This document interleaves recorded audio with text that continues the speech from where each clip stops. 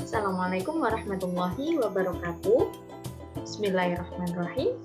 Selamat pagi anak-anakku semua. Apa kabar kalian hari ini? Semoga nikmat sehat masih tetap milik kita semua ya. Baiklah, pada pertemuan hari ini kita akan mempelajari struktur teks deskripsi. Apa sih yang dimaksud dengan struktur? Struktur adalah pola atau susunan. Nah, bagaimana susunan teks deskripsi ini? Sebelumnya, Wisma jelaskan terlebih dahulu, semua jenis teks dalam bahasa Indonesia terdiri dari 3 bagian utama, yaitu pendahuluan atau pembukaan, isi, dan bagian penutup. Jadi 3 itu ya yang perlu kalian tahu. Tapi nanti pada penerapannya, setiap jenis teks itu memiliki nama sendiri-sendiri. Misalnya ada yang namanya pendahuluan, ada yang namanya identifikasi, ada yang namanya pembukaan, seperti itu. Ada yang namanya isi, lalu yang bagian penutup ada yang namanya penutup, ada yang namanya kesimpulan, ada yang namanya simpulan, ada yang namanya kesan, dan sebagainya. Bisa dipahami ya dari sini? Baiklah, kita akan masuk ke bagian struktur dari teks deskripsi. Nah, teks deskripsi pun memiliki 3 bagian, yaitu yang pertama pembukaannya disebut sebagai identifikasi. Bagian isi disebut sebagai deskripsi bagian, dan bagian penutupnya disebut simpulan atau kesan. Bagian identifikasi ini berisi pembuka atau gambaran umum terhadap objek yang diamati. Masih gambaran umum. Sementara bagian deskripsi bagian ini menggambarkan deskripsi umum secara lebih terperinci. Jadi apa yang akan dideskripsikan itu dijelaskan lebih detail dan lebih terperinci seperti itu.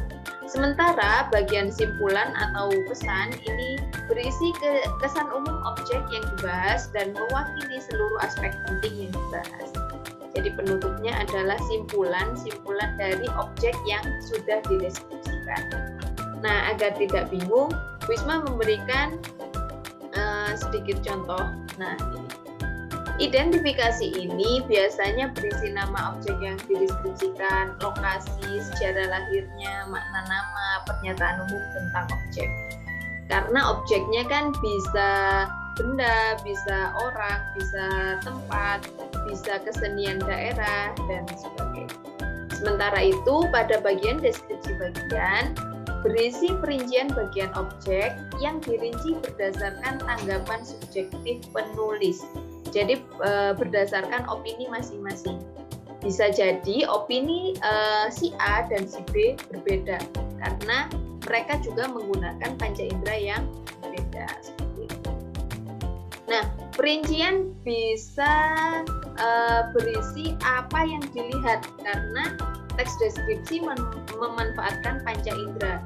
Nah, jadi dilihat bagian-bagiannya, komposisi warnanya, bentuknya, dan sebagainya.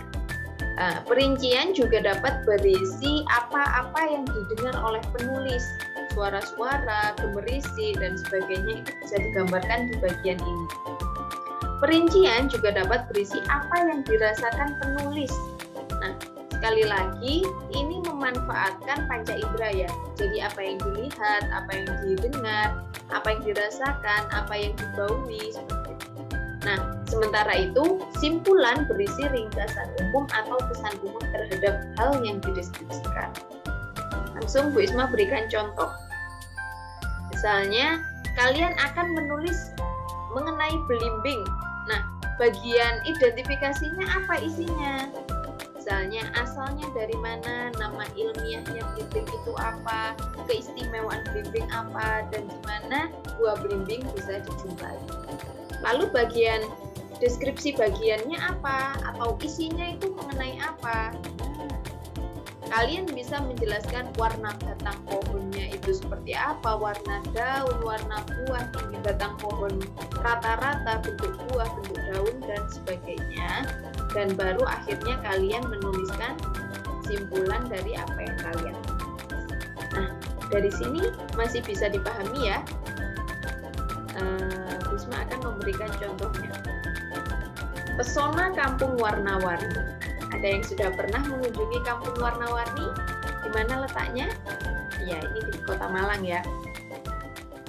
Nah, Kampung Warna-Warni adalah salah satu destinasi wisata yang sedang hits di Kota Malang. Tapi kalau sekarang ini hitsnya mungkin beberapa waktu lalu sebelum pandemi ya. Kampung ini terletak di Kelurahan Jodipan, Kota Malang. Letaknya tidak jauh dari Stasiun Malang. Kampung ini menjadi salah satu tempat favorit yang dikunjungi wisatawan yang datang ke Bumi Arema. Nah, di sini penjelasan mengenai letaknya, lokasinya seperti itu. Ini termasuk identifikasi atau pengenalan atau pendahuluan. Lalu bagian isinya seperti apa? Seperti namanya, rumah-rumah pada kampung ini dicat dengan beragam warna. Pengunjung bebas untuk berfoto di spot yang diinginkan. Selain itu ada spot yang memberikan gambar 3D. Ada juga lorong payung yang menjadi spot foto favorit. Jika ingin mengambil foto dengan latar kampung warna-warni seluruhnya, pengunjung bisa berfoto di atas jembatan. Pemandangan yang ditawarkan dari atas jembatan ini sungguh memanjakan mata. Nah, bagi pembaca, pembacanya jadi bisa membayangkan, oh di kampung ini berarti ada rumah-rumah yang warnanya warna-warni, lalu ada spot gambar 3D, ada lorong payung, jadi seolah-olah bisa membayangkan. Inilah bagian isi atau deskripsi bagian. Lalu penutupnya seperti apa? Kampung ini cukup menarik bagi pemburu foto yang instagramable. Pengunjung tidak perlu jauh-jauh pergi ke Brasil atau Korea Selatan untuk mendapatkan foto di desa warna-warni. Dengan mengunjungi Kota Malang, pengunjung serasa pergi ke luar negeri. Nah, ini bisa disebut sebagai kesimpulan. Kesimpulannya, orang-orang yang pergi ke kampung warna-warni bisa menikmati indahnya desa warna-warni sehingga tidak perlu pergi ke luar negeri. Demikian yang bisa Bu Isma sampaikan untuk hari ini. Jika ada pertanyaan bisa langsung ditanyakan di grup ya, atau Wapri Japri Bu Isma bisa. Nah, terima kasih atas perhatian kalian hari ini. Tetap semangat meskipun belajarnya masih dari rumah ya. Semoga pandemi ini segera berlalu dan kita segera bisa. Baiklah, kita akhiri. Alhamdulillahirabbil alamin. Wassalamualaikum warahmatullahi wabarakatuh.